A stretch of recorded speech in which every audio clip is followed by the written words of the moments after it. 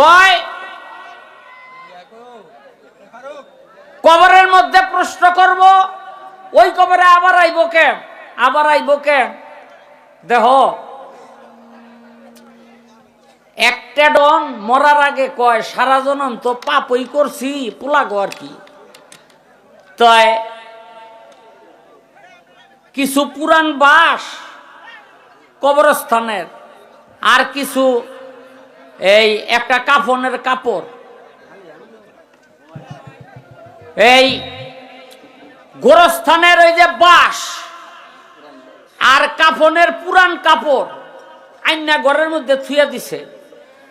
তো পোলাগো ডাকদা কয়, বাবারে আমি যদি মইরা যাই একটা পুরান কবরে এই বাঁশগুলি দিয়া আর এই কাফনের কাপড়টা দিয়া আমারে খালি কোন রকম হালাই থুয়াবি। কয় কেন? কয় মরার পর শুনছি ফেরেশতারা আইব, আইয়া যদি আমারে জিগায় জবাব তো আর দিতে পারুম না, তখন কমু এই কবরও পুরান, বাঁশও পুরান, কাফনও পুরান, এই কবরের হিসাব আগেই হয়ে গেছে। আচ্ছা ভাই, আল্লাহর ফেরেশতারা কি বুঝবো না কোনটার হিসাব হয়েছে কোনটার হয় নাই? হ্যাঁ, বুঝবো কি না? আল্লাহর লগে চালাকি চলবো? একটা কবরের মধ্যে 1 কোটি কবরও যদি পড়ে, 1 কোটি মানুষকেও যদি মাটি দেওয়া হয়, ওই কবরের মধ্যে গিয়া আল্লাহর ফেরেশতারা সওয়াল জবাব করবে। এটা আল্লাহর নির্দেশ, আল্লাহর নির্দেশের উপরে কোনো কথা, কোনো যুক্তি চলবে না। তুমি কি যুক্তি দিবা? একটা 1 ফোঁটা পানির মধ্যে একটা বিন্দু রূপে তুমি মুক্তা সরকার ছিলা, পিতার মস্তক থেকে আইসো মায়ের উদরে, মায়ের উদর থেকে আইসো পৃথিবীতে, পাইলা লাইলা বড় করছে, এখন এত সুন্দর চেহারা পাইয়া নাচ্চা নাচ্চা গান গাও, কোটি কোটি টাকা কামাও। এখানে ওরকম একটা পোকা তোমার সামনে যদি ধৈর্যা কই নে তুই এরম আসিলি, তুমি বিশ্বাস করবা?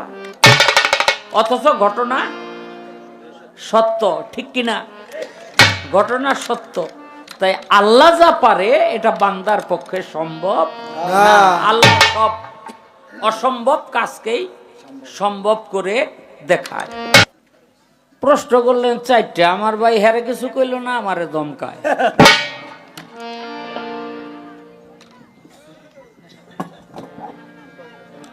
যে কবরের মধ্যে জবাব দিলে যদি জান্নাত এবং জাহান্নামে চলে যায়, জান্নাত এবং জাহান্নামে চলে যায়, তাইলে আর হাসরের দরকারটা কি? তারপর হইল আজিমপুর 1 কবরের মধ্যে অনেক কবর পড়ে, তো একবার যেই কবরে ফেরেশতারা আসে, দ্বিতীয়বার সেই কবরে ফেরেশতারা কেন আসবে? এই দুইটা হইল পয়েন্ট। দেখেন, আমি যা বলি আমার প্রতিপক্ষ গায়িকার মন দিয়া শুনতেইব যে আমি কি কইছি। আমি বলছিলাম এই